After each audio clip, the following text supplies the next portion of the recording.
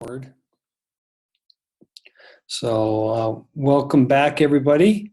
Last night the recording ended at about this point, and I paused the recording because it didn't seem like it was working. And one thing I found is that Adobe Flash, I believe this version of Adobe Flash has a bug or two. And I've had to exit out of Flash because things weren't happening how I expected them to. I've had to save my work and then exit out of Flash and come back into Flash and reopen that file, and things started working. Now, you might think that, like I thought they would, you might think that that's a problem with your Flash file, the .fla file, but it's actually a problem with the code. And some people say this is buggy, meaning it has some bugs in it that haven't yet been fixed. And so if you ever are doing something that doesn't do how you have been able to do it before, save your work, exit out of Flash, come back in. See, what that does is it resets Flash.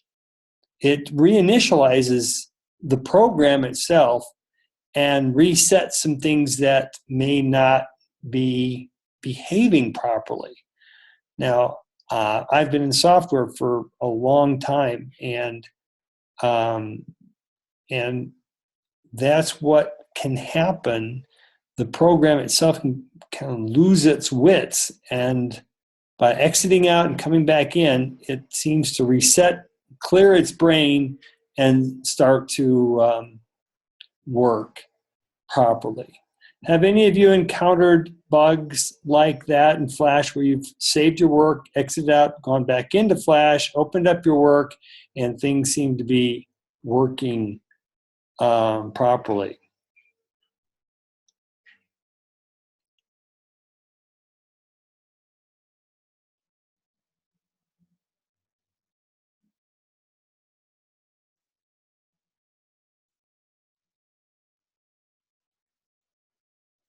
Okay.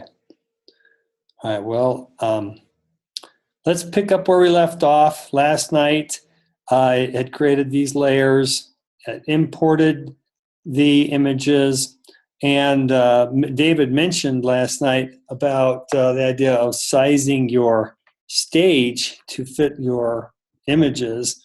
And so how you do that, you can obviously, if you find that the first time you create your stage is not sized enough, you can go back into, right-click, document, and go back in and change your stage size here. Okay.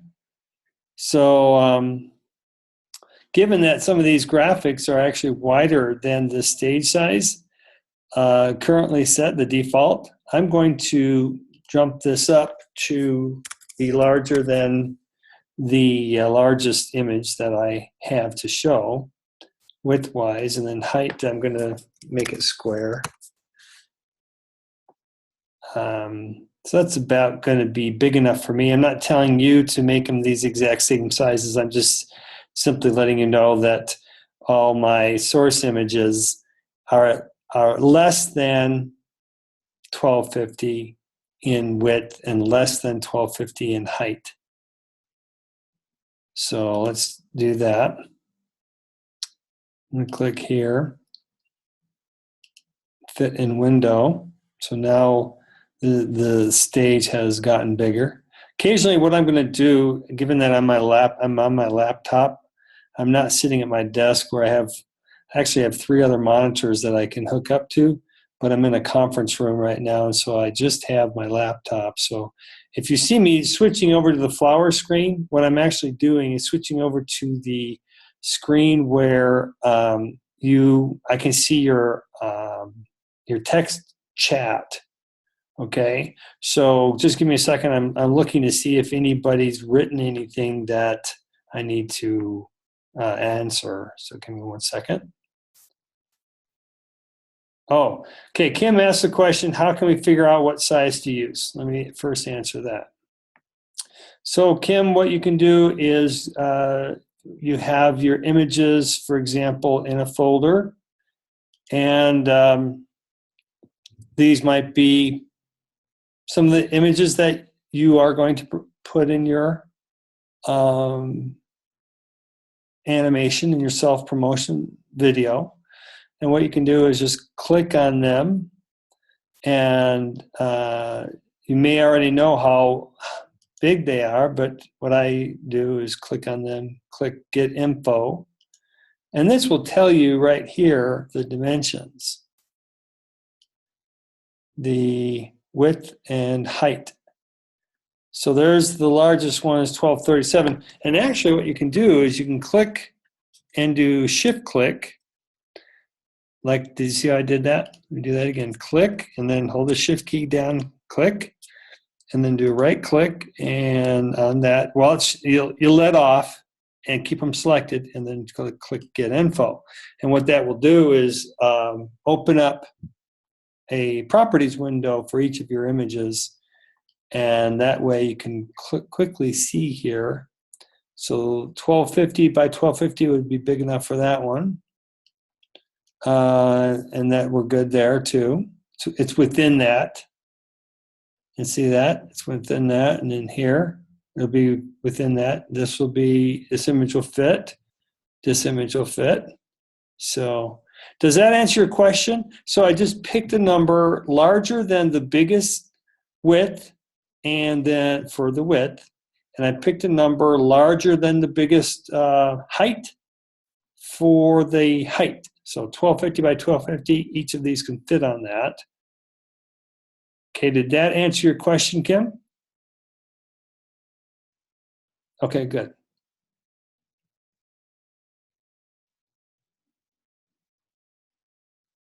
Yeah, Phil's right. Once you get it on there, you can then resize your image. And remember, when it's imported, it converts it into an internal vector format.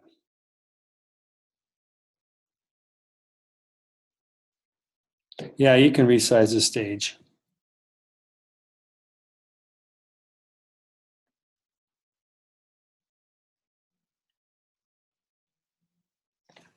Okay, so Phil asked the question, what would be a recommended size for the stage since you can reduce the size of the images? If image smaller than screen, will that give a blank area to movie? If the image is, okay, let me first answer Phil's question. So what would be a recommended size for the stage since you can reduce the size of the images?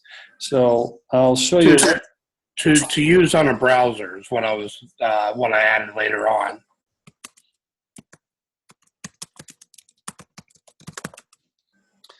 All right, so if you go to a website, W3 Schools Display Resolution is what I searched on, and it came right up. Here, I'll paste the link so you can click on this. Go ahead and click on this. What this is going to show you, so to answer your question, the best way to answer your question is to really have a look at the analysis of the most common resolutions of displays out there. Now, what this is, you can see right here, as of today, about 97% of our visitors have a screen resolution of 1024 by 768 or higher. All right, so to answer your question, what's the best one, then it would be you'll get 97% of the visitors, quote unquote, if the people visiting your web page are like those who visit this website, and that is to have a screen resolution of 1024 by 768 pixels or higher. This here gives you an idea of how the market for displays is changing over the years. So, so this is the real analysis of that. So as you can see, all of those add up to about 97%. here. This year, it's either this size or larger. Lower, this would be, for example, a smartphone is potentially a smartphone, possibly here. Does everybody know, I'm just curious, does everybody know the resolution of their own smartphone display? So you need to kind of analyze your audience. Does this answer your question?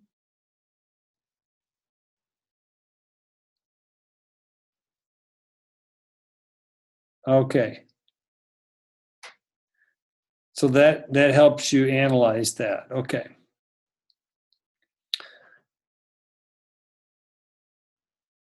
All right. Are there any other questions that I missed there? Recommended size. If an image is smaller than the screen, will that give a blank area to the movie? Yes, your stage, Kim, will, in fact, I'll show you this here in a minute, what that's all about.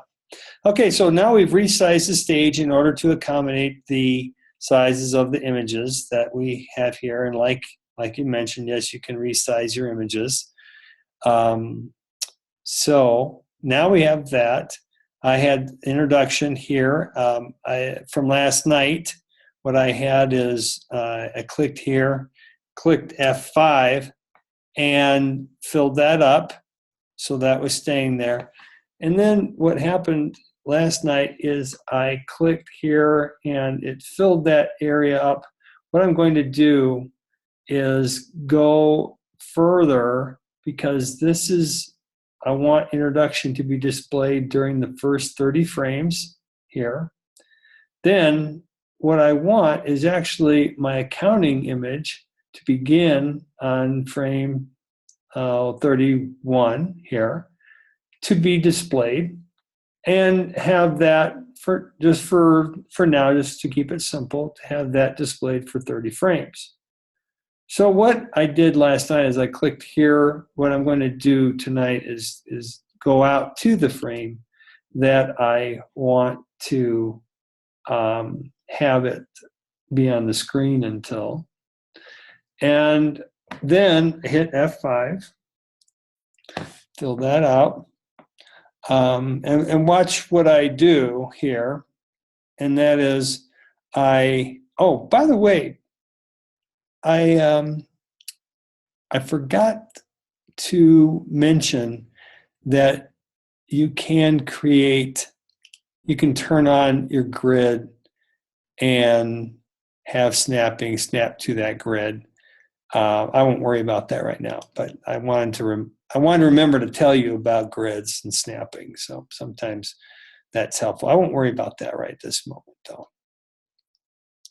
So clicked on the frame that I want this image to last until. And then what I'll do is I'll bring the image on, just click it, drag. And so this is where the grid and the snap to grid would help, but I'm just going to place it there. I already know that it's going to fit because we'd already looked at all the properties, so we're good. I'm just going to leave it at like that.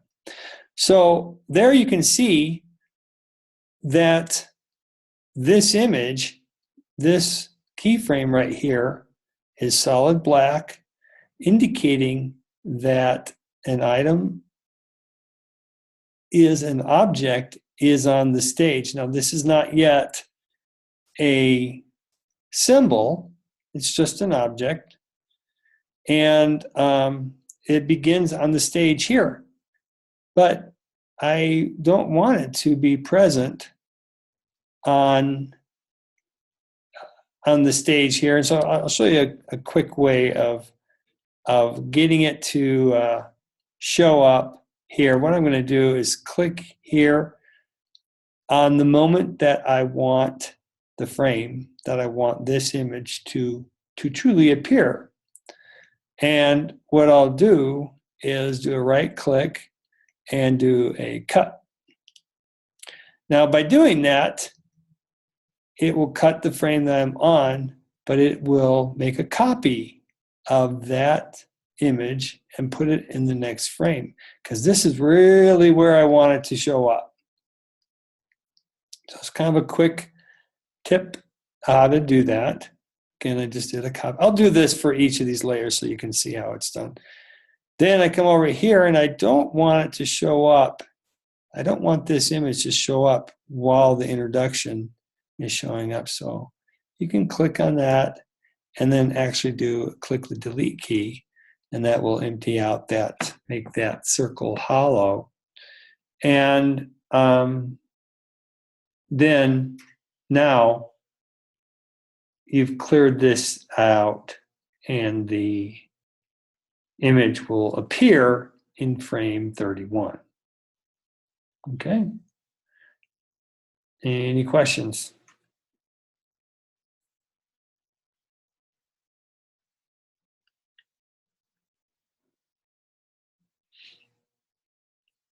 Now, Kim, I'm doing this kind of as a,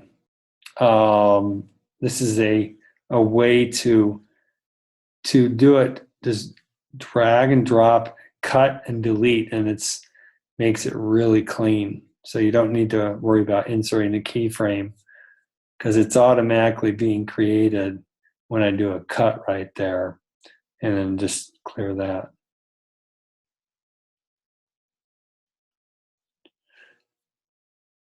Well, Drew, when I was trying that, when I click the insert here, in fact, watch, we'll do this for this next one here. Let's lock this. Now we'll go to e-commerce. See, last night when I tried to do that, I was having a problem. I thought I was getting into a bug that just wasn't working right. So whenever I would drag it, so I was just having a problem last night with getting that to work in a different fashion. And I assumed it was a bug that I'd encountered.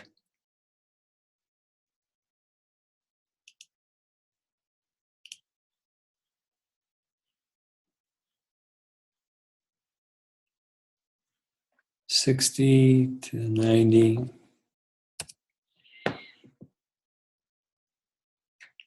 There's different ways to skin a cat. Different ways of doing this. That's another way that I just did.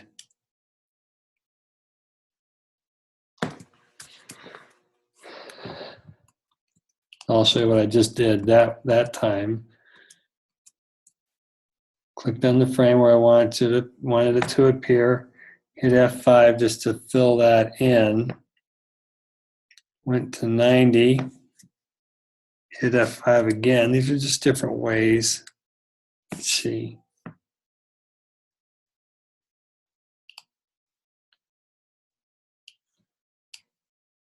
See, that brought it there. So it was for me, it was the simplest, fastest way to get the image to appear right on the frame that I wanted it to appear. Different ways of doing it.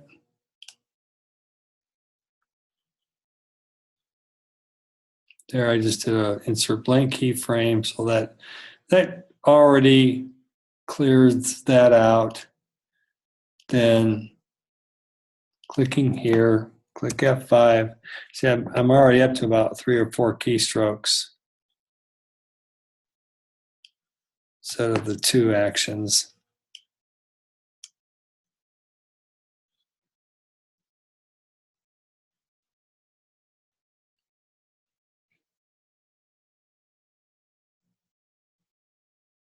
Okay, Phil asked the question, could you set up a background and have it stay there the whole way through to the end?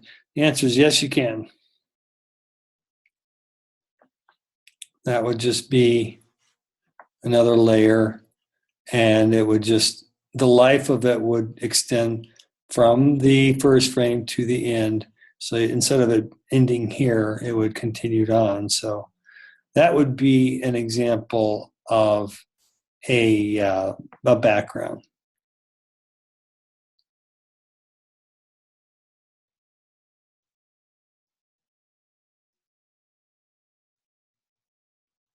Yeah, I'm actually on a Mac.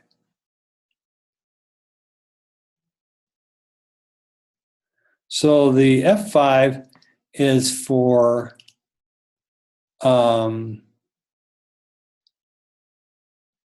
adding frames.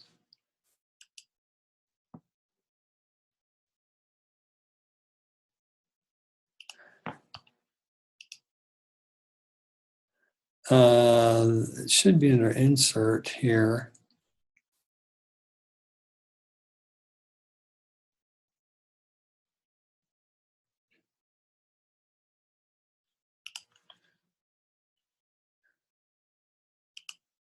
Let me try it again up here. Right, the simplest way, all the way to 120.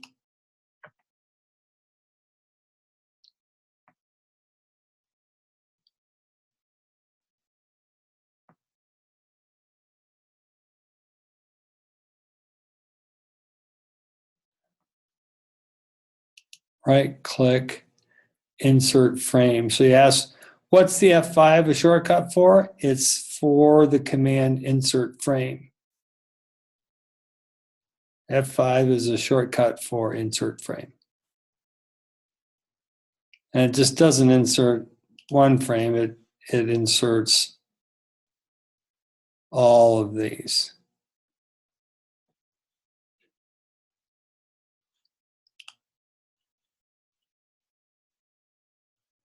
See it right there? Showing up now because I had already I was already on a frame. So you have to kind of get out of the context of, and into the context where it would be an option. Okay, Kim? I'm just hitting F5. Depending on your settings,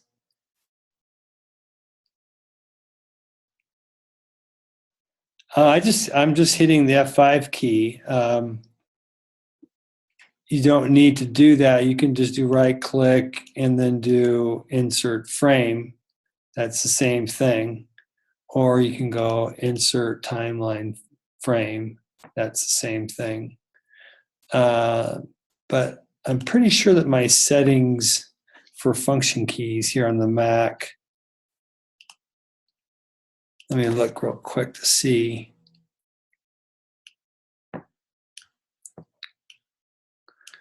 Give me a second while I locate those function keys.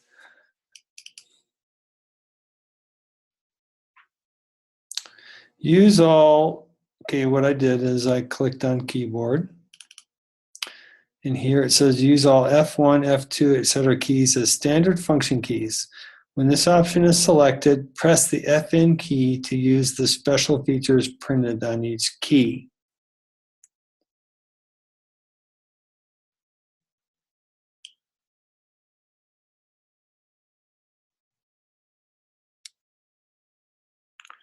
Across the very top,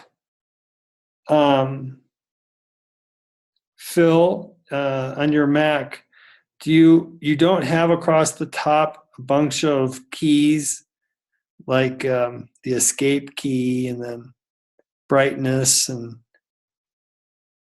increase brightness, decrease brightness, and oh,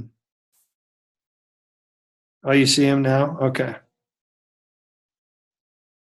So with that checked, then I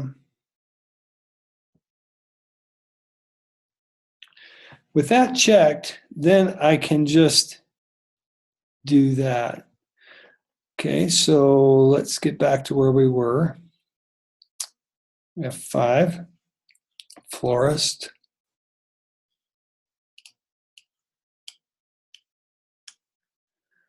And then right there, right click, cut, plops it right there.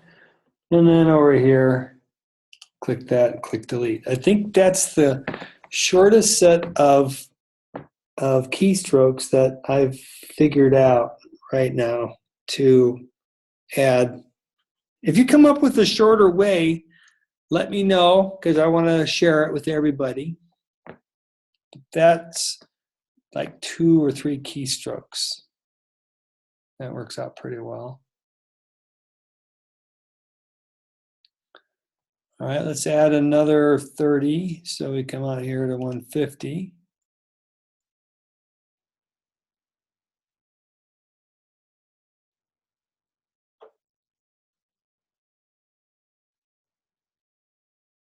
Turn off my florist layer.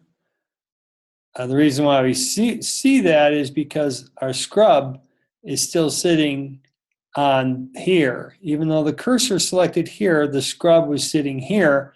And because the scrub head was there, that's still during the life of this image. Because there's the object appearing on the stage, then it stays and then turns off after this frame is done. So our scrub was still here. So when I do this, I then turn off that layer, and now we don't see that image anymore. So let's come back here to here. Just going to do F5 key or right click, insert frame. Then I'll scrub down to here.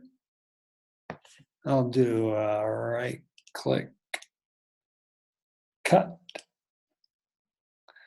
Oh, something just went wrong. Oh, something, you know what went wrong? I forgot to put the wire on. That's what went wrong. Here I am blaming the bugs on Adobe Flash. Okay, cut frame, there it goes.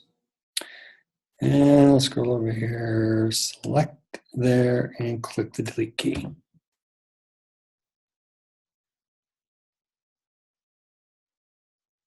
Oh, scrub, that's another word for the scrub head right here. See this guy? You grab it. It basically is a pointer to the frame that you're on. See this number right there? That tells you the current frame. And it basically is the same, it's just a counter. So I call this a scrub head.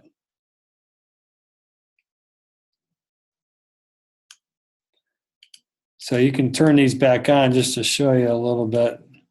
See, you can manually scrub back and forth, and that kind of goes through your images. See that?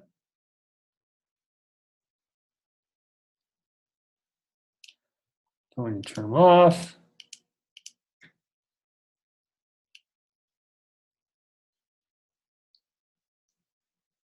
Okay, click there. Restaurant, 150 plus 130, we'll go to 180.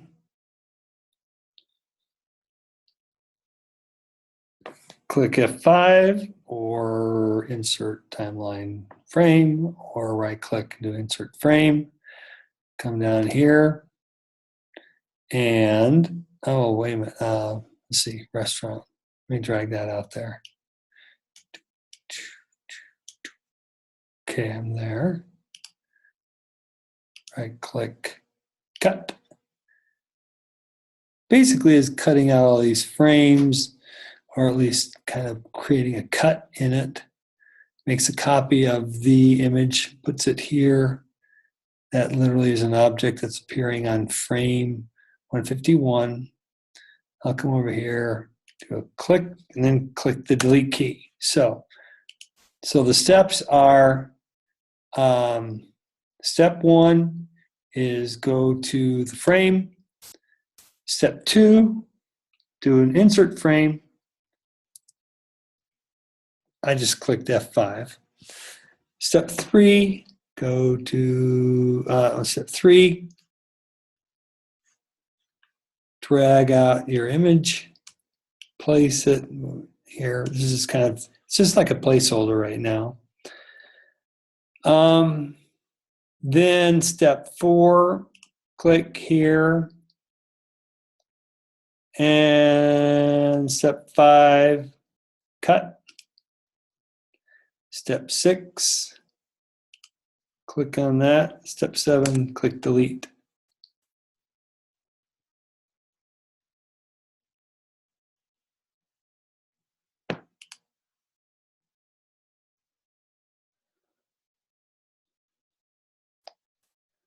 Okay, so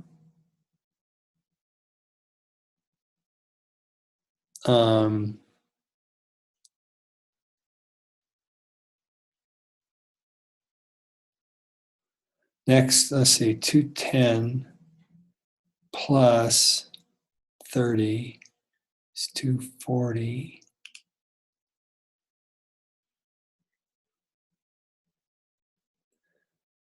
Then insert frames.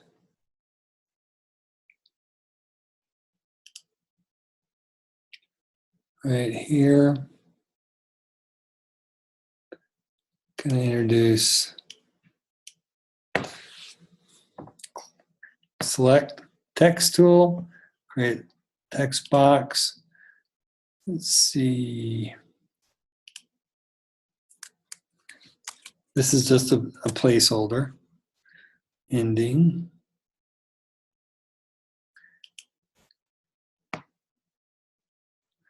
Just do that again where I right click, cut frames, come on over here, click there, click delete.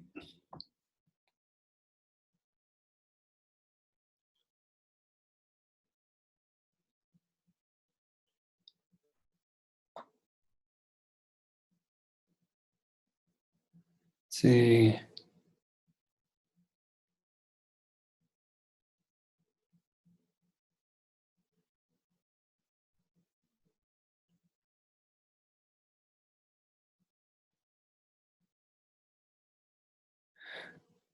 All right, so let me go back and I'm looking at your questions. Okay, do we cut and delete? See, human oops. I'm not sure, but I don't think you have to go to frame 1 to clear. That's what I'm doing, David. I would, if you have a quicker way, share it with the rest of us. My goal is to do the least amount of keystrokes for everybody to add images. But if you have a faster way, please share with everybody here. Kim asks, what is a good time for the frames per second? The default is 24 frames per second. Okay. Good time for the frames per second. Default is 24 seconds now. It's actually 24 frames per second is the default right there. And what that means is Flash will process through 24 frames every second. So if I have an animation that's 240 frames long, how long is my animation so far? Everybody answer.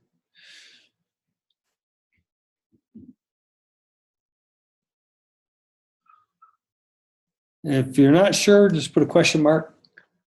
If you're guessing, put your answer followed by a question mark. Okay.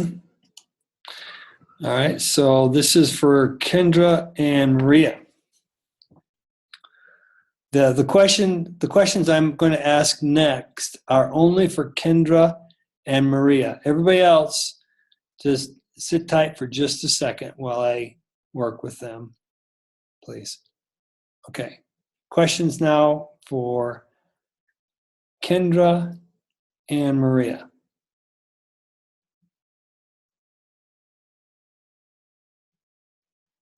Okay, good. Hold that thought one sec. Hold that thought one sec, David. I'm um, glad to see that there might be even a faster way than what I do. Okay, so these questions are for Kendra and Maria.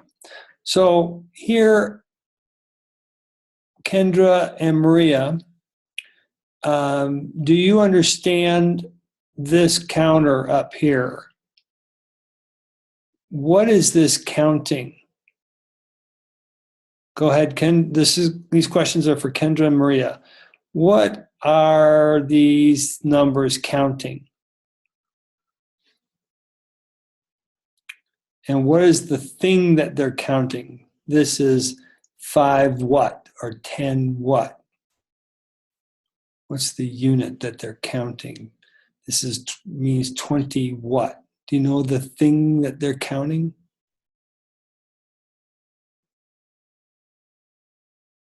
Okay. Okay, that's okay. No worries. Okay. The thing that this is counting is frames.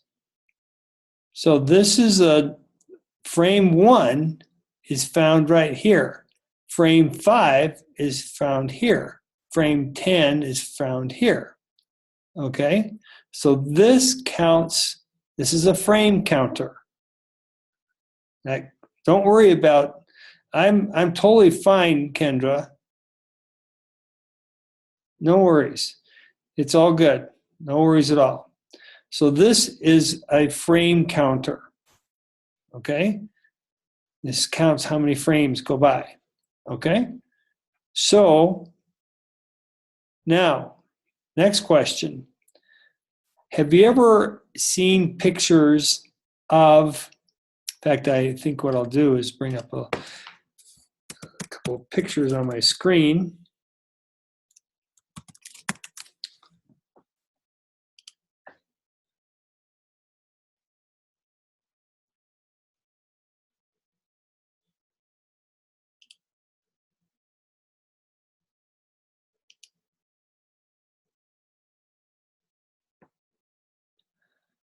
All right, in a movie, these aren't really good examples. These are, that's not a movie. I want to get a better example. Movie film strip images. Because when you see a movie, it's the sequential, like, or a cartoon might even be better. Hold on a sec. Cartoon.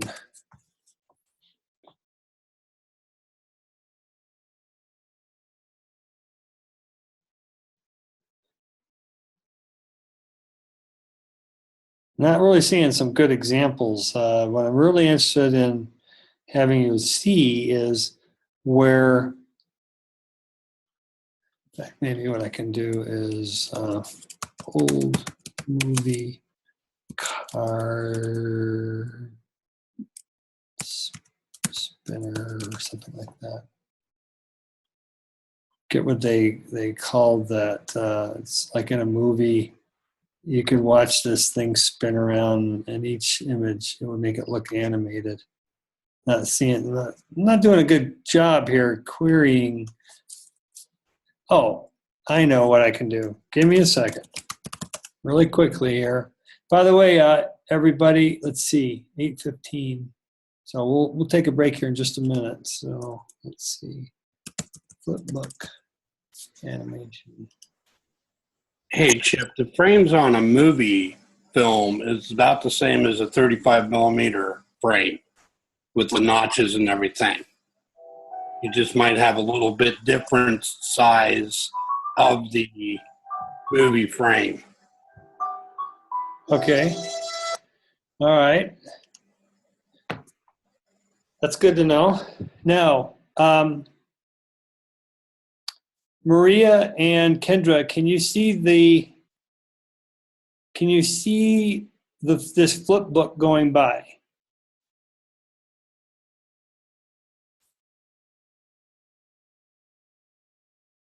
All right. So each picture is a different frame. It's like frame 1, frame 2, frame 3, but they're going by very quickly. And by going by this very quickly, it ends up becoming an animation. And it's almost like a cartoon. In fact, this is how the cartoons used to be done, or they probably still are, where each picture, each frame of the cartoon is a different drawing. Now, with Flash, each of these pages is represented by one frame. So,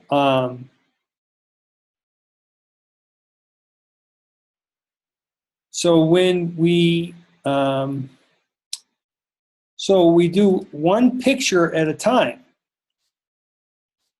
So this frames per second literally means how many pages per second that we would flip by. For example, here's another one just to kind of give you a little bit of amusement here. So each of these are different drawings. Each page is a different drawing. And each of these pages on this flip book is comparable to a frame in the Adobe Flash timeline. So over here, if we say right here, 24 frames per second, that would be like we would see every second 24 pictures go by. That's how it means 24 frames per second. So we're going to burn up 24 frames, 24 pictures every second. So 1001, 1002, we literally, in 1 second, we're going to go zipping by 24 frames. That's what the frames per second means. Okay, are you with me? Okay, Maria, how about you? Kendra, good? Okay, so here's the question. We're going to burn up 24 frames every second because that's how fast we're going. So if we have an animation that's going to be done after 240 frames, how many seconds is going to go by before we've burned up our entire animation, or in other words, gone through our entire animation? We've got 240 frames of content, and we're going to go zipping through them 24 frames every second. So how long is this animation going to be? Maria and Kendra. 240 frames of content, or 240 pages. We're going to burn through 24 every second. So by the time we're done, good, you get it now. Great. By the time we're done, we're going to have just a 10-second animation. Now, how long does our animation project need to be? Total, minimum. How many seconds? How many seconds? Good, 30 seconds. That's right, at least 30 seconds. Now, watch me do something here. Just playing around here. Right now, I know that this is going to burn through because we're going at, this is kind of like a velocity here. It's like a velocity, 24 frames per second. Now, what I'm going to do is I'm going to slow down my velocity by a factor of 3. So instead of burning through 24 frames every second, I've decided to go slower. Now I'm going to go 8 frames per second. So I've divided my velocity. Instead of going 24 frames, cranking through 24 frames every second, now I'm only going to go through, burn up, whatever you want to call it, 8 frames every second. So how long with 8 frames per second, this is just for Maria. This is just for Maria and Kendra, now that my speed has slowed down by a factor of 3, I'm going from 24 now down to just 8. Now, how long will this whole animation now take to get through? I did not change how many frames I have. I kept that all in place. I just slowed down by a factor of 3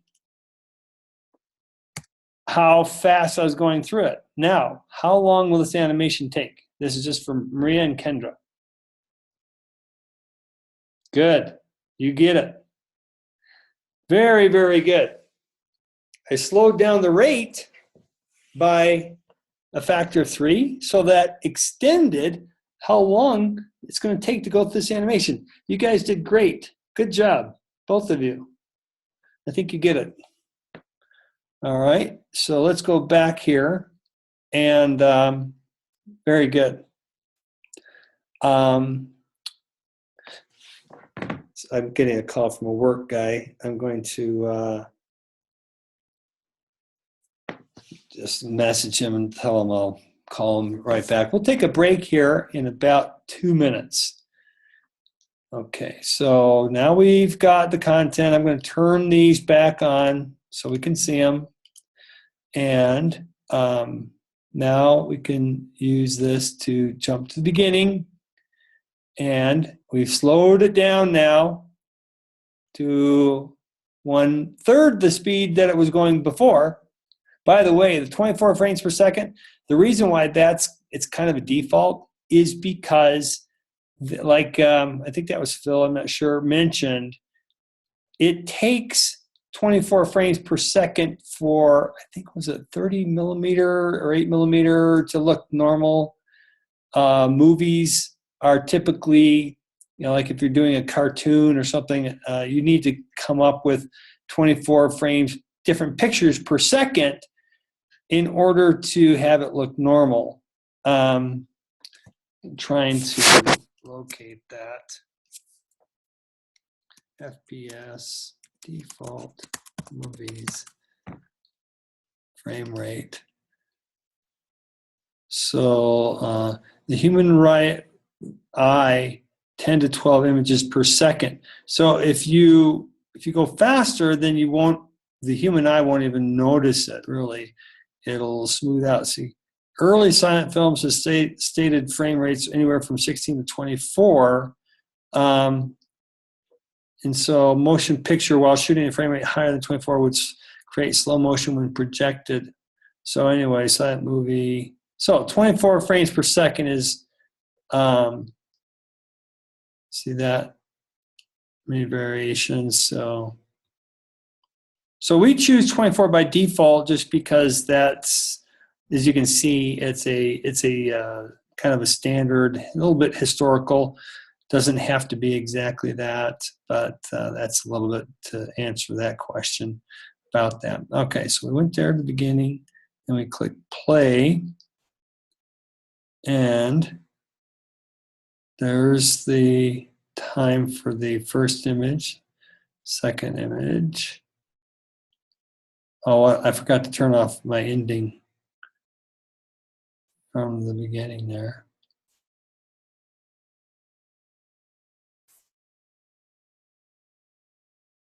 Yeah, the ending already was showing. I forgot to turn it off here.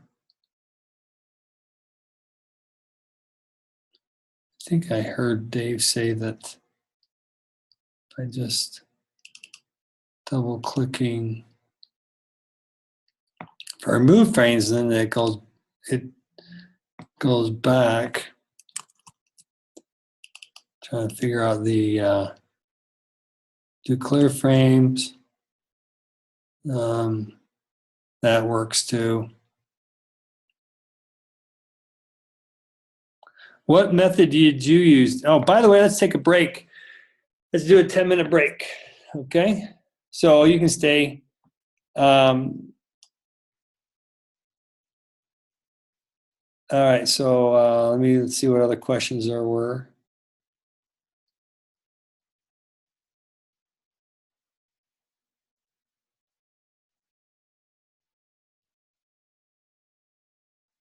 Do you need to, for animating, Kim, I want you to, you asked a question about, do we have to turn them into or symbols? So I'm going to ask you, Kim, what would you guess? So I'm going to turn it back to you. Oh, no, not for this week.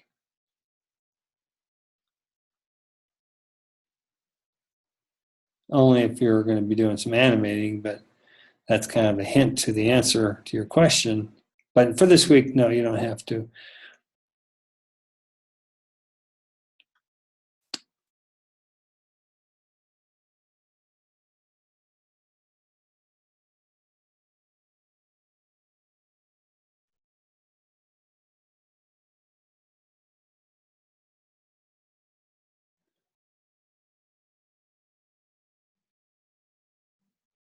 Okay, David said he was wrong. Let's see about that. So okay.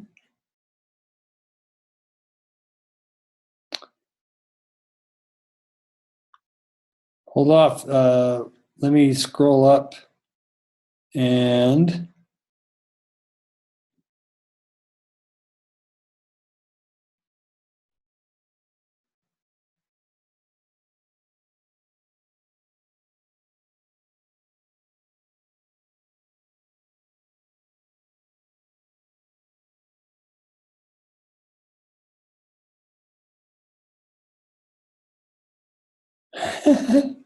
it's funny, Phil. I'm now reading what you wrote about Wikipedia.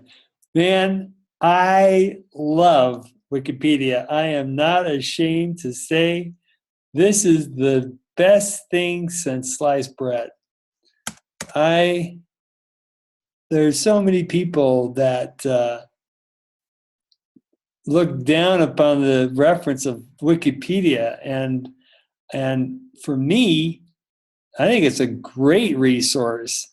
Now, I do have one caveat, and that is that when you do reference it, I'm not in favor of you using Wikipedia directly as a reference, but instead, what I'm interested in is if you use down here one of these references to support. In other words, if you're trying to make a point about, let's say, this right here said that 46 frames per second was the minimum needed by the visual cortex. Anything less will strain the eye. So let's say you wanted to make that point. Well, sure, you see it here in the Wikipedia article. But as you can see right here, see these little small numbers? These are citations. And if you click on them or you mouse over them, you'll see right here the citation that's being referenced. I love that. Anyways, mouse over. If you click on it, it used to go down to, that's interesting. There we go. It jumps right down here to the reference. So this would be the reference to use right there. Instead of Wikipedia is my website address, So anyways, that's all I wanted to say about that.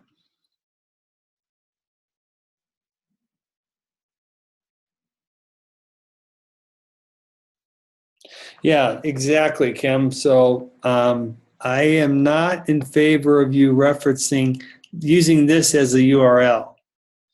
I am in favor of using this, for example, or this, for example, or this. See, do you see the difference that I'm not recommending?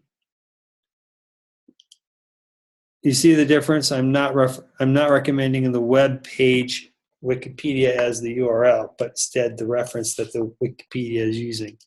Do you see that difference? Okay.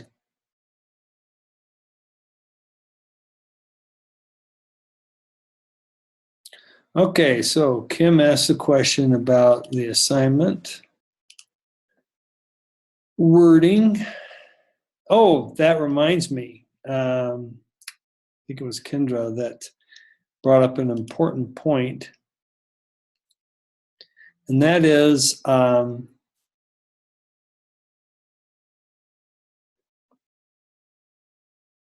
so no animation is necessary at this point.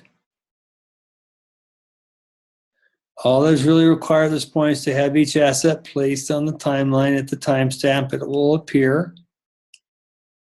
Oh, darn, I forgot to get feedback from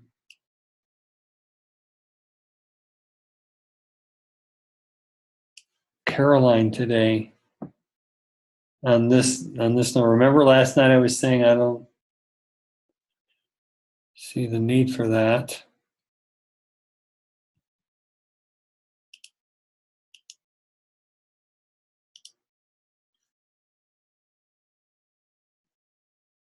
See this reference here?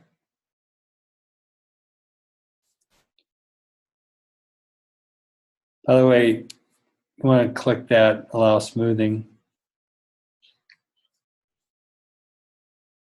Okay, dot dot slash web portfolio. Just so you understand what this means here, this is saying wherever the FLA file is located out on your hard drive, relative to that, if you didn't know this already, go up one folder, bring up my Finder here. So the FLA file is right there. That's its physical location.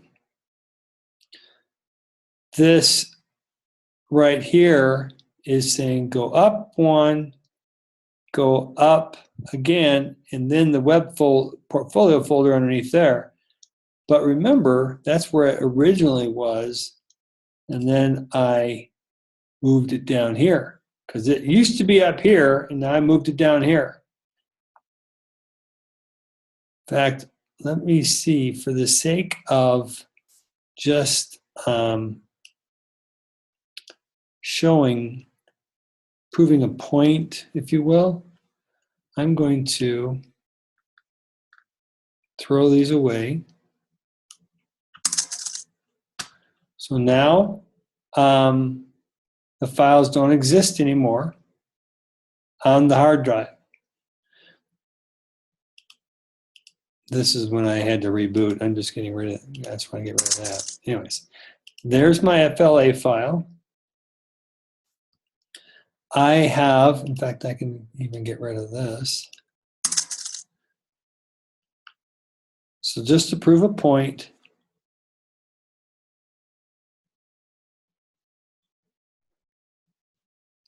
so now where it had been when I did the original import, number one, I'd moved it from there down to the same area as the FLA file was. Now I've actually purged it. And as you can see, the FLA file is fine. But I'm going to do a file save just because I haven't saved it in a little bit. So I'm going to exit out of Flash and then see all those images. I'm just proving a point that these images are independent. This here now, it's 3.6 megabytes. And so those were imported in, those images were imported, copied and imported in. And so now they exist exclusively in here.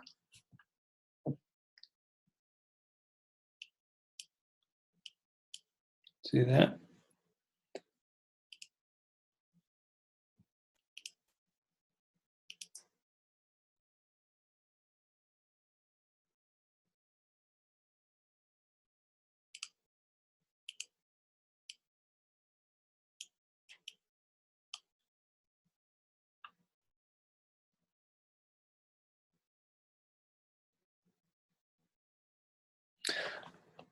Well, keep in mind, Kim, that when you import images, that that's what it does.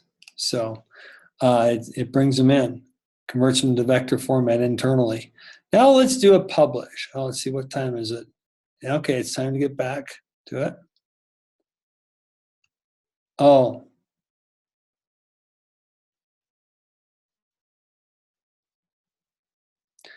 So so now I'm going to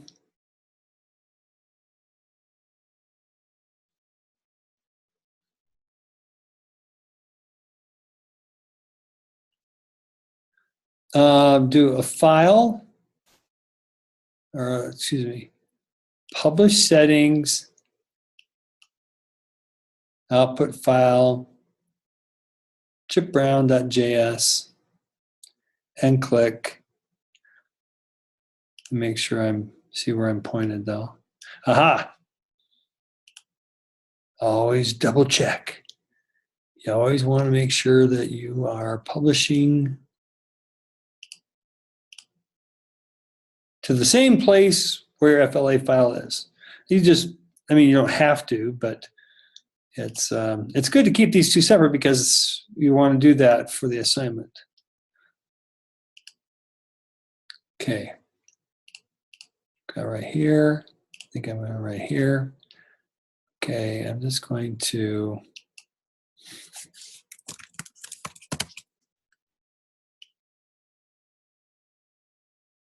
yeah, we were on a break. It was a 10-minute break. And now we're back. Oh, sorry. I should be a little more clear when we're on break, but I went right in. I just about eight. It was like 8:25, or I said time for a break. We'll be back in 10 minutes.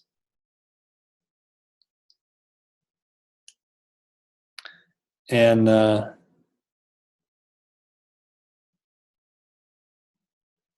hey, Kim, that's next week.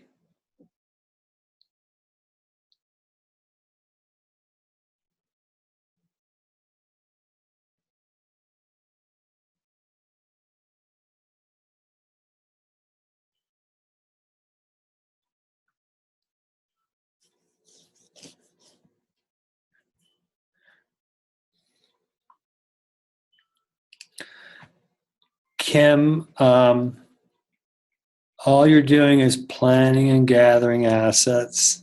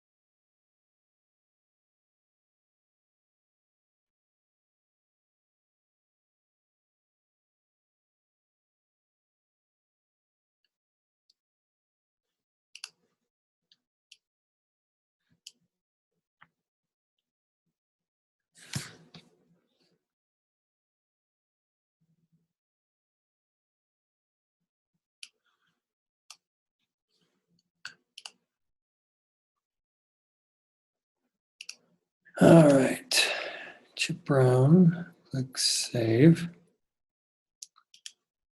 publish. Okay.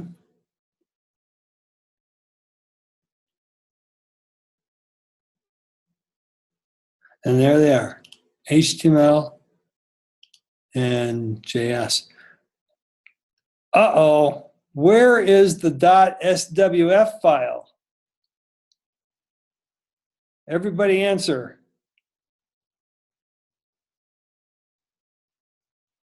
If you don't know the answer to the question, just put a question mark. Where is the .swf file? Everybody answer. If you don't know, just put a question mark. If you're guessing, put your answer followed by a question mark.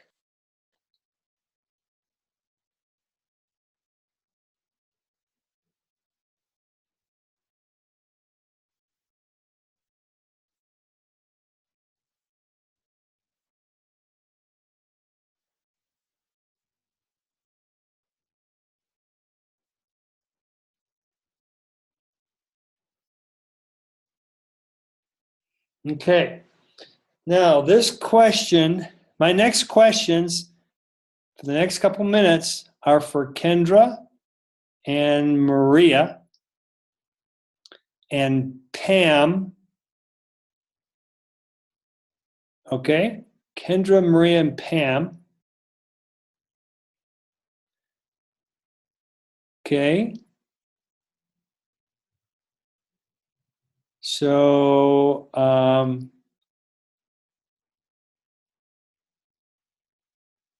so now my questions are just for Kendra and Pam. So, when we created the FLA file, file new, we chose HTML5 canvas as the FLA file type. Now, we did not choose this one, ActionScript 3.0. If we choose this one, then our published output will be an HTML file and a JavaScript file. Just like this, HTML, JavaScript. If you choose this one, and that's what we're doing in this class, you will not be creating an SWF file. Let me repeat. Choose this, publish, and do a publish. You will not be creating an SWF file. The only way for you to get an SWF file would be if you choose ActionScript. But this is not to be done in this class because we're teaching you the independence of being independent of something. We want you to be independent of that. Therefore, don't choose this, don't create this, and then you won't need that. Now, what's interesting is back in the olden days when we would do this, this one file would handle both the what's rendered on the screen as well as any scripting. And it would all be built in the one file, but it would be dependent upon that. So when I asked the question, and it was a little bit of a trick question, where's the SWF file? I was tricking you, being a little tricky, because the SWF file can't be created with this type of FLA file. Now, it's a little bit unusual because they both the one for the HTML Canvas project file has an FLA. So does the Canvas HTML5. That also, this HTML5 Canvas one, that too has a .fla file. But it's the output that's different. The output for one is HTML and JavaScript, and the output for the other is SWF. Okay? Good. All right, I think everybody's good. we do not have SWF files, and therefore we don't need Flash runtimes at all. This is all done in the browser. Okay, now we've got just a few minutes left here, and I just want to just mention that all you need to do is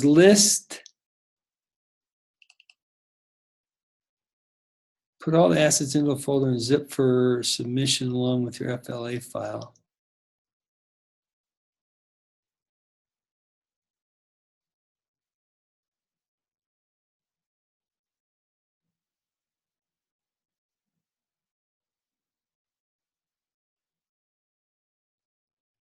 I'm just trying to make sure it's not going to confuse anybody here.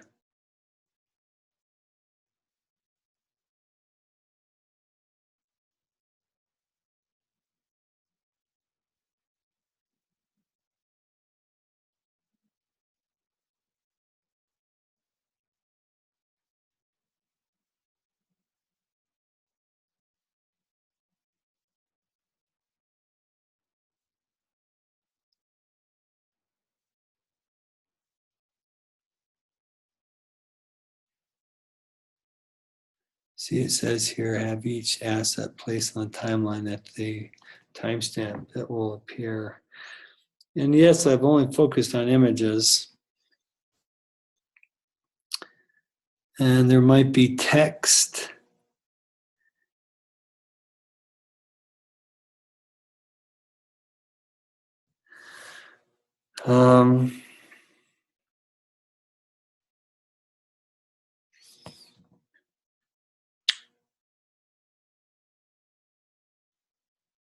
I have text, and yes, we'll have music. And that is an asset.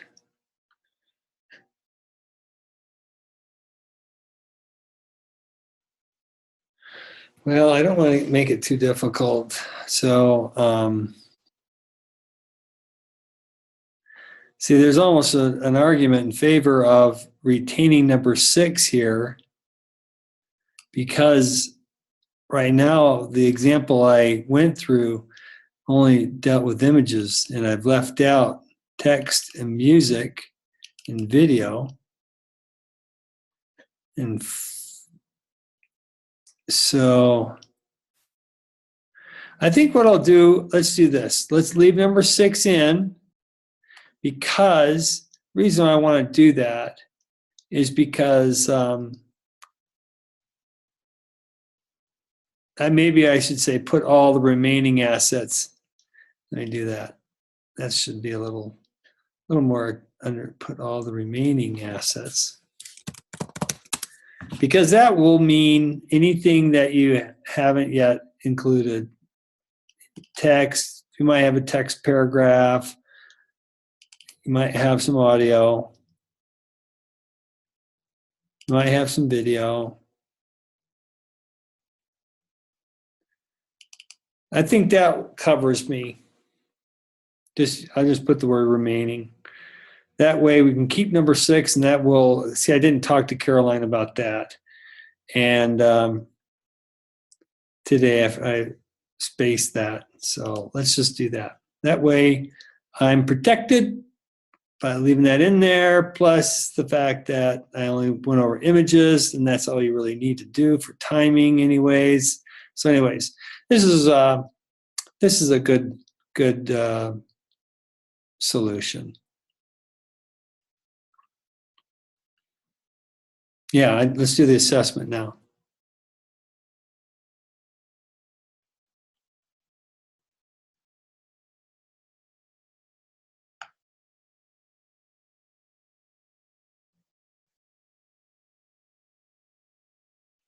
So bottom line, do step 6. Anything that you haven't yet brought into your, here I've already brought in the images. So any remaining things such as text that might show up, long text paragraphs, or music or videos. Does that answer your question?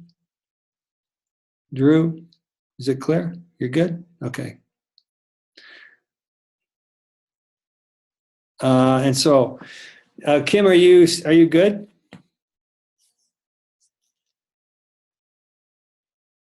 Okay, good. All right, now let's focus on the assessment.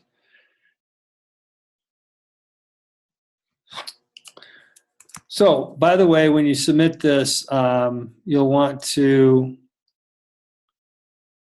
include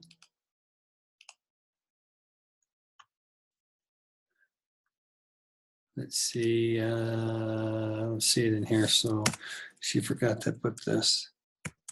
Let's see, create a zip file of the .fla, .html, and the folder containing remaining assets.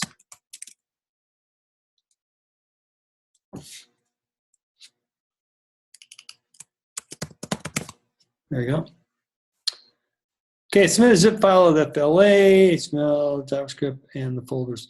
By the way, don't make the mistake of renaming the files after one person made a mistake of renaming their JavaScript file after they already published it. But unfortunately, their animation stopped working because the HTML file is hard coded to import the JavaScript. And if you just go and change a JavaScript file, it's not going to work.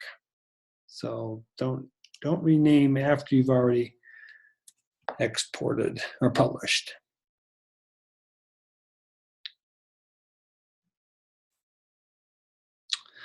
Oh, okay.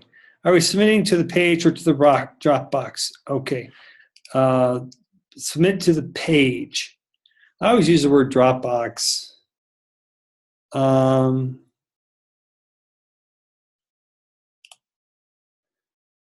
But it's not good because Dropbox is a different context there. Submit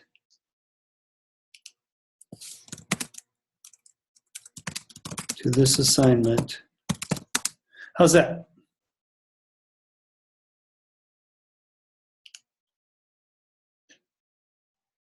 Good?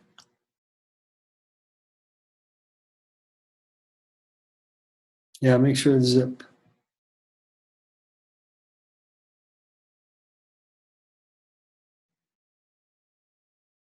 Does that answer your question then, Drew, about what to submit to? Okay. All right. Once again, it's going to be a really easy assessment. We have just a few minutes left here. So file, close. Okay. So the skills to have are file, new, HTML5 canvas, click OK. And let's change the stage to, let's go 1000 by 1000. Okay, center it. Let's have you turn on the grid. Okay, and let's have you change the grid to, let's see, let's go 50 by 50. 50 pixels. And then click snap to grid.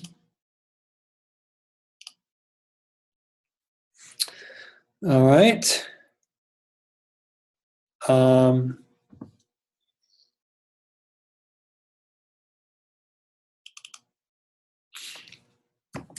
And then just rename your layer to image. And let's go to frame 50. Insert frames. And now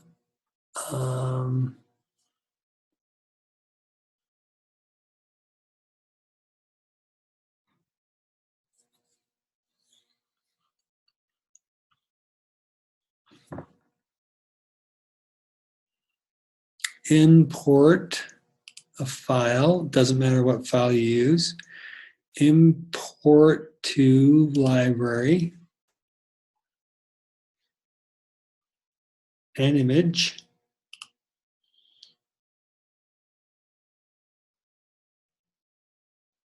By the way, what did you notice about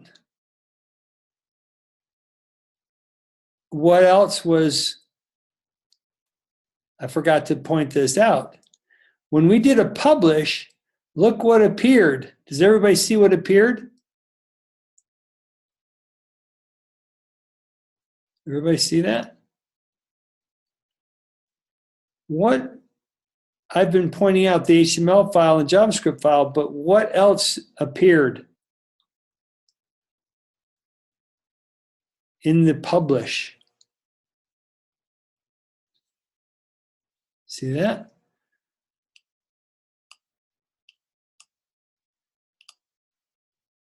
Yes, the image folder.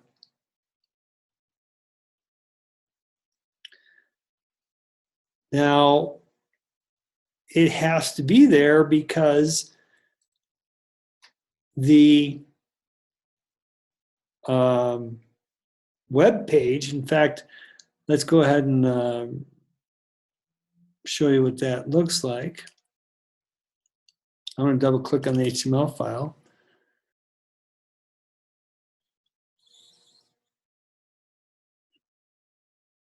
These images are coming from that subfolder.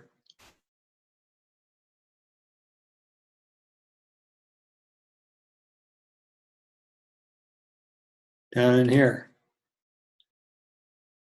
So that's a good reason why we don't want to duplicate it, because we already have that created with our HTML file when we published. Everybody understand that? Well, keep in mind, Phil, that it's needed because we're going out to HTML. We're publishing in HTML. So the FLA file alone does not need that folder, but the HTML file does. Because an HTML file, as you know, is just a textual file.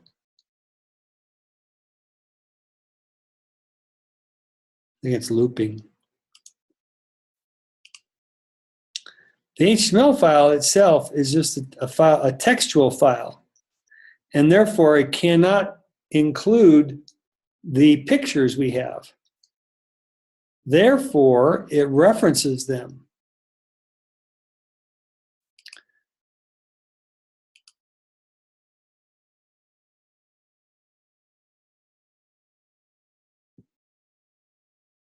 Okay.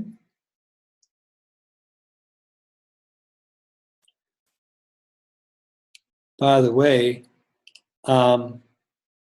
everybody remembers there's another program that edits HTML files. What's that other program that you learn about in school?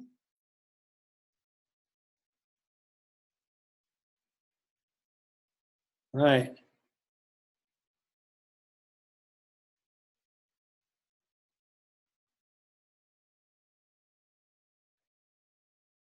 Dreamweaver. I do a right click, open with Dreamweaver. Then now I'm editing the HTML file, which is then here And if I double click, by the way, you can see we're including all 4 of the create.js files. The easel one, the tween one, the movie clip one, and the preload.js one. This one here is created just for this. And as you can see, the JavaScript file is referencing the images. I had mentioned a moment ago the HTML file is, but technically it is the HTML file that includes the JavaScript file, and then it's the JavaScript file that is doing the referencing of these images. So that's all. That's the one that's actually doing the referencing. Okay.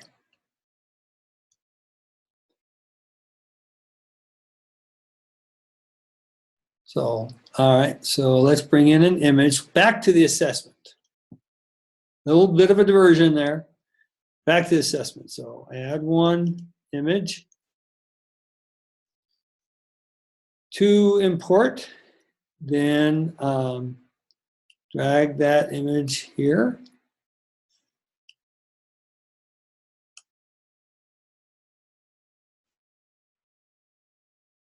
I've just realized that my image is smaller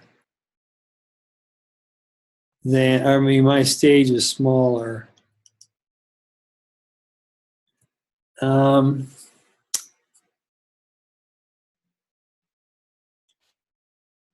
I'm going to do a resize, but I'm only doing this because my image is smaller.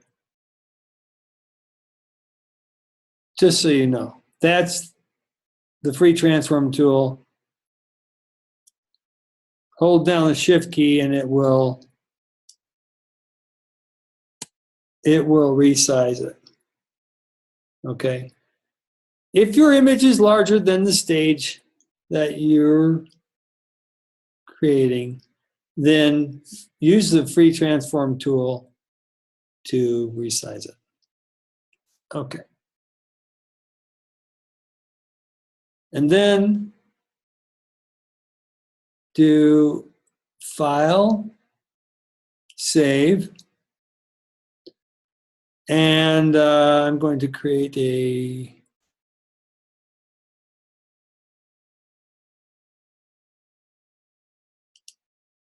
new folder here.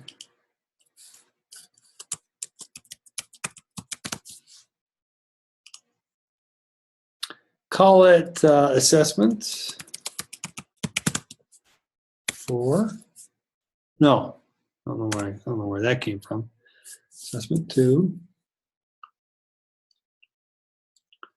Click Save. Then do File, Publish. Let me make sure my publish settings was set properly here. Nope. It's just a little bit strange that the publish folder doesn't get automatically set to point to the folder where you just put your FLA file. Frankly, I think if I were requesting features, I would do that. Basically, I would say, hey, if I save the FLA file in a folder, I want you to default to, it did. That's funny. I didn't think it went there. And it's there. Well, good. That's exactly what I would be expecting.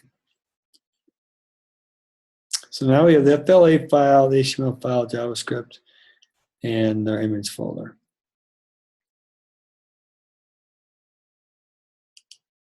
Okay, so we got that. File. And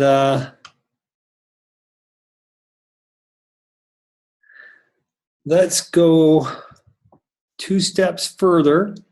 So you have that. And what I would like you to do is I want you to include the line found in the HTML. This is part of your assignment now. I want you to include the line that when you submit your assignment, I want you to include the line that in the HTML that references your JavaScript file. See that line? I want you to copy that, and then when you submit your work, the zip file, I want you to add this as part of your submission, which means, you know, when you upload your zip file, you have this little place where you add comments.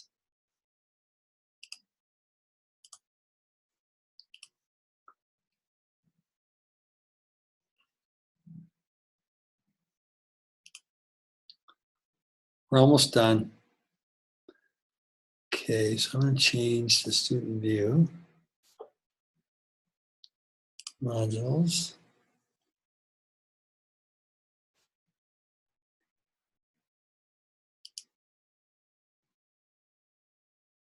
Submit assignment. See right here where it says comments? That's where I want you to put this.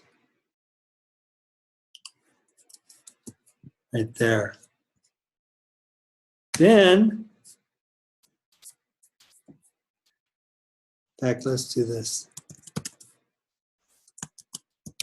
The HTML file includes the JavaScript file with the following tag. Bam. Okay, that's what you need to do. Pull the one that's for you out. Then the JavaScript file includes the images with the following code. And so here, what I want you to do is to go into Dreamweaver like I did. Open that up. And right in, watch right here, right there. Go into the JavaScript file. And you see right there the reference to the images.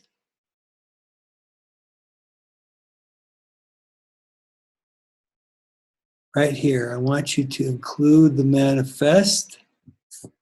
Right click, copy, and put that right here. Paste. See that? So the HTML file, and I want you to write it just like that. The HTML file includes a JavaScript file with the following tag, bam. And then the JavaScript file includes the images with the following code, bam. That way you are getting an idea of, you're getting into the code, you're getting familiar with that, you're understanding how it works. That's actually part of what we wanted to accomplish with this course. We wanted you guys to get into the code a little bit. We wanted to take advantage of the Adobe Flash tool itself to automatically publish the HTML file and the JavaScript file, your animations. We wanted to accomplish that, but we also want you to not be afraid of the code. So that will help you get into that. And then attach this as a zip file. I'm going to close this.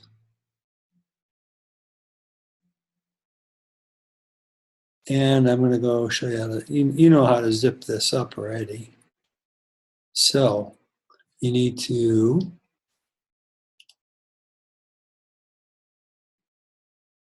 okay, so we got that. We got the images folder. You just do right click, compress, And there's the file. That's the file you upload. Okay, so let's go back to your upload, choose file, and work IU classes.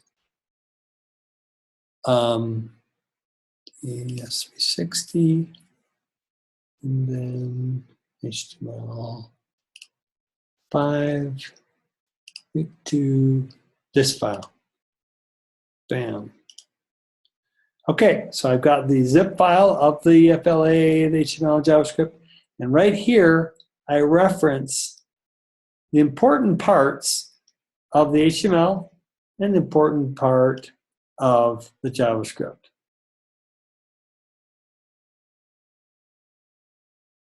And just click Submit Assignment, and that's your assessment. That's worth 100 points.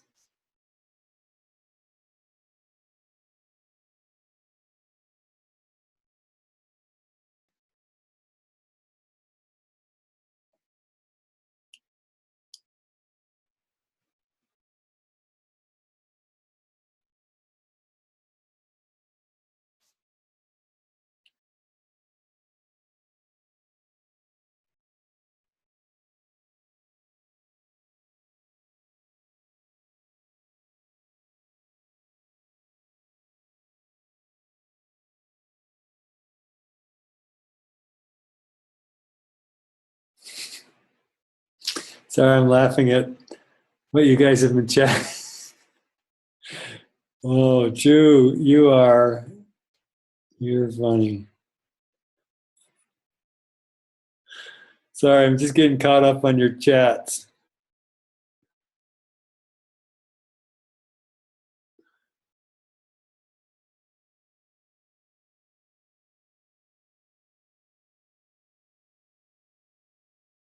Hold on, give me a second.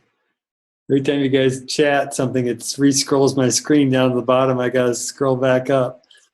Let's see.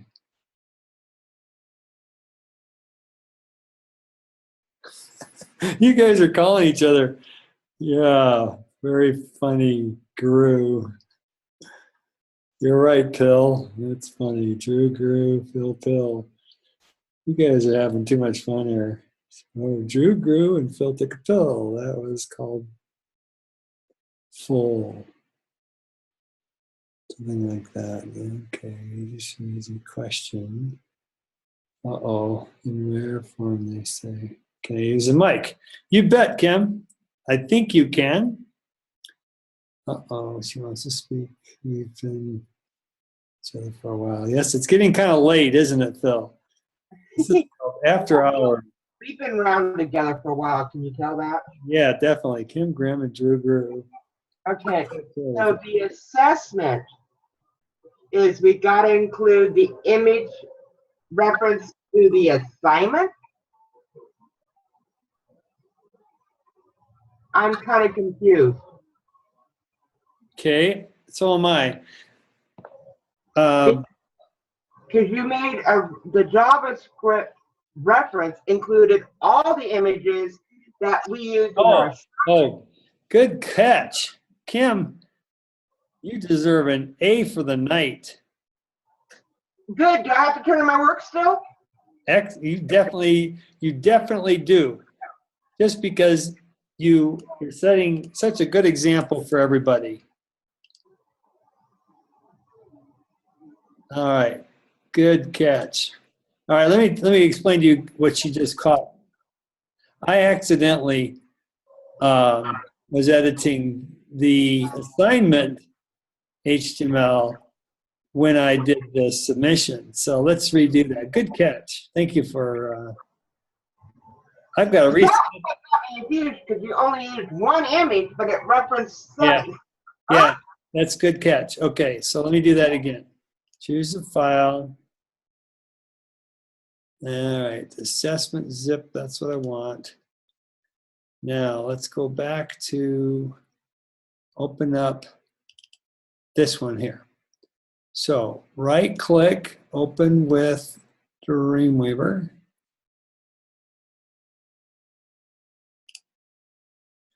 By the way, I know one instructor who will be upset that I'm using Dreamweaver, maybe even more. Oh, I shouldn't have said that. Sorry. Okay, so there's that. So let me, that was not, I just threw an instructor under the bus. You don't know the name of the instructor, but that's exactly what I just did. Kind of. All right, so the HTML file includes a JavaScript file using this tag. Boom, boom, boom, boom. What just happened there?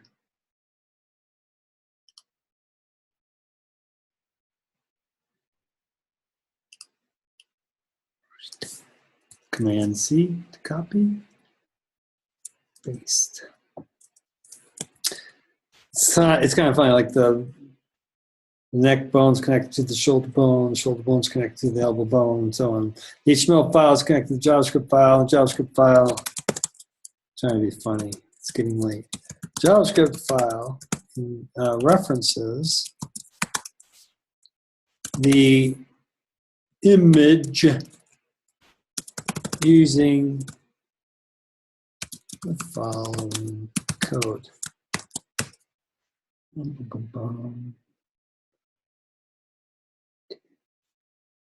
So now I double click on that one, and there it is right there. Bam. Bam.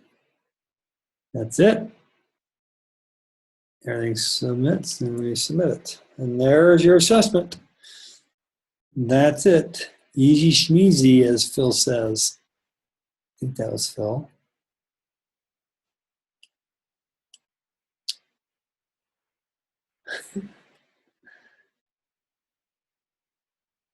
I'm not going to mention names.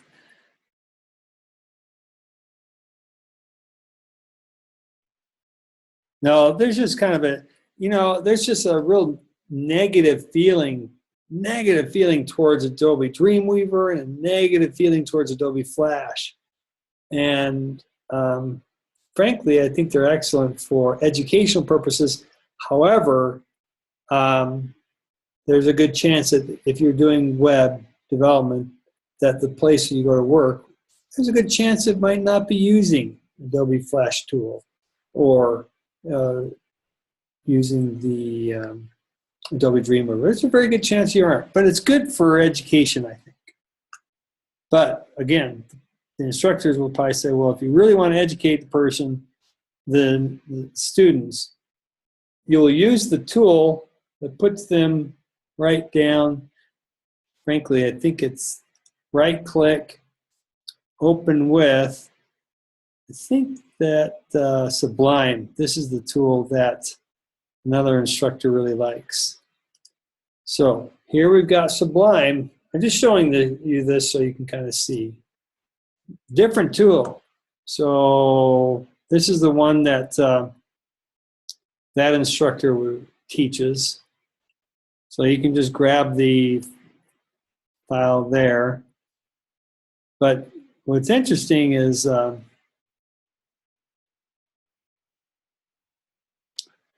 doesn't easily bring up the JavaScript file here. These files are left, these folder files are left open from when I edited some other files.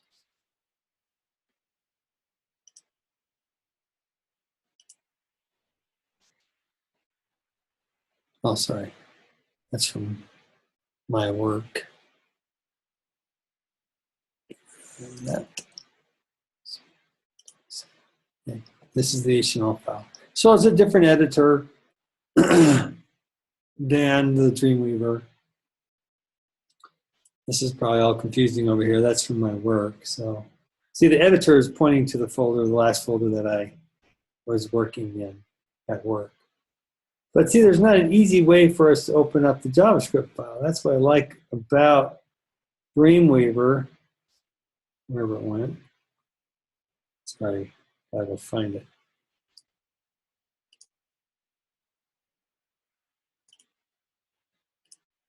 because right here it puts a reference to each of the files that are being included using the script tag. So that's included, that's included, that's included, all that. And all I have to do is click right there, and it'll bring up that file. Likewise, by the way, I can click here, and this is going out to, it's a remote file and cannot be edited. This one's a local file, and so you see there's no thing stopping me from editing it. These are remote files. This. Those are all being imported in from the createjs.com website. They are the owners of these files. It is thanks to them that Adobe Flash can output JavaScript files now, thanks to their hard-earned work.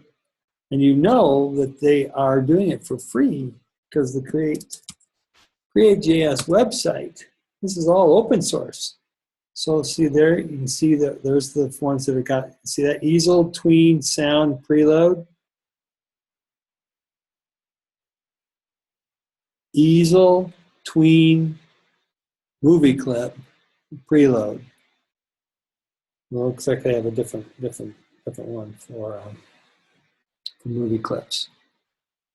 So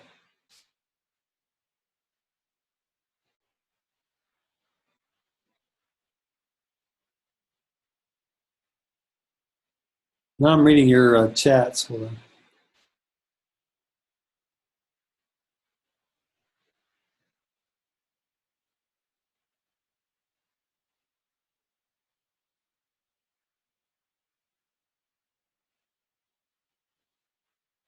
Might be Adam. I don't know.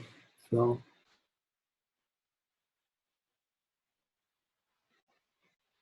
Notepad++, that works on Windows.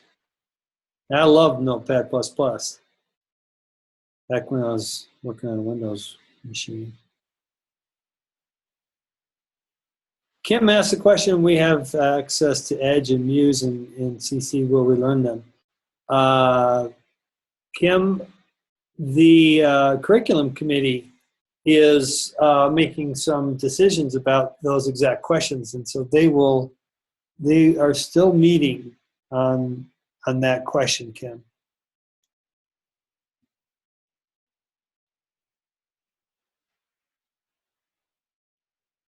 Okay, we are done for the assessment. We are done for the assignment. We're done for the week.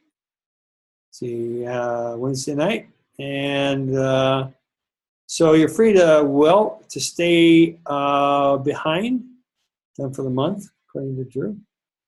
You're welcome to stay behind if you have any questions. If not, thank you very much for coming. I'll end the meeting, and then once the meeting is ended, it converts it into an MP3 file. Then I'll upload that to YouTube, and then I'll post the link to the YouTube video, and then I'll also attach the chat. By the way, would you guys be interested to know how many people are watching the YouTube video, or how many are not? You probably have like 60 total people.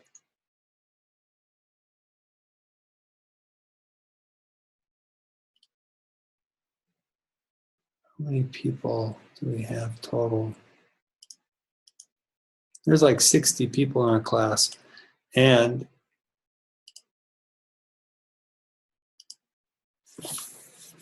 look at this. Live lecture number 2. You might already know these numbers because they're probably published. See, 18 people watched the lecture. 18 views. Lecture number 1. Number 2, 26 views. Number 3, part A was 4 views. Part B is 7 views. Now, how can people apparently don't need the lecture? 4 hours of lecture and 10% of the people are watching them.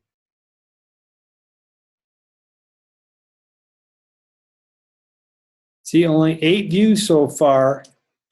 Now, how is it that people can do the assignments and not watch the lecture?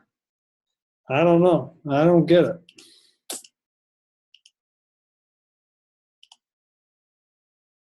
Just really shocks me.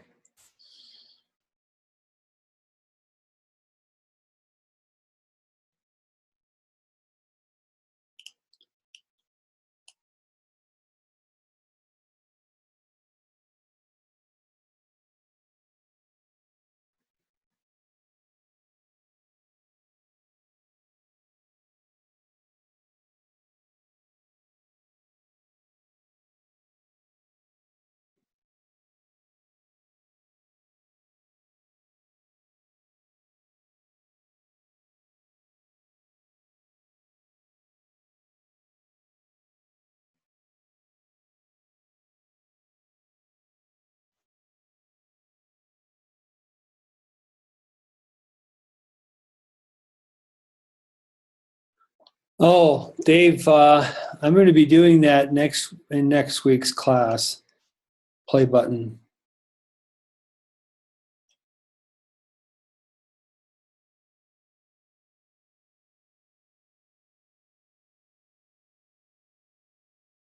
See, we actually can't prove who's watched the recording and who hasn't. Oh, wait a second. I think I've heard of a way that you can do that.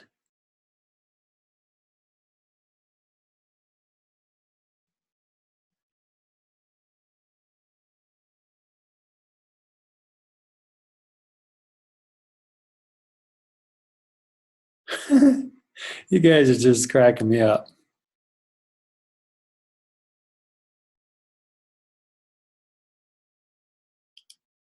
I don't know if I know how to find out who's watched it.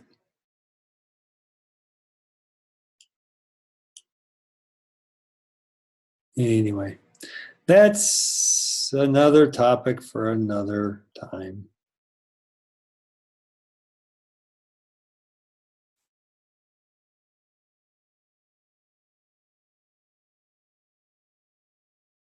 Oh, I see what you mean, Ken. Yeah. I thought you were saying that there's a way that YouTube tracks who people's emails who've watched it. Now I get what you're saying.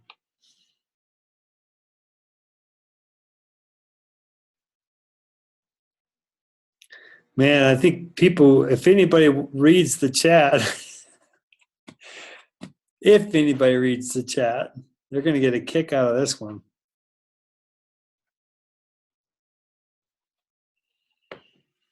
All right, well, I think we're good for tonight. So have a good evening, everybody. We'll see you next Monday night at 7 p.m. Mountain Standard Time. Take care. Good night.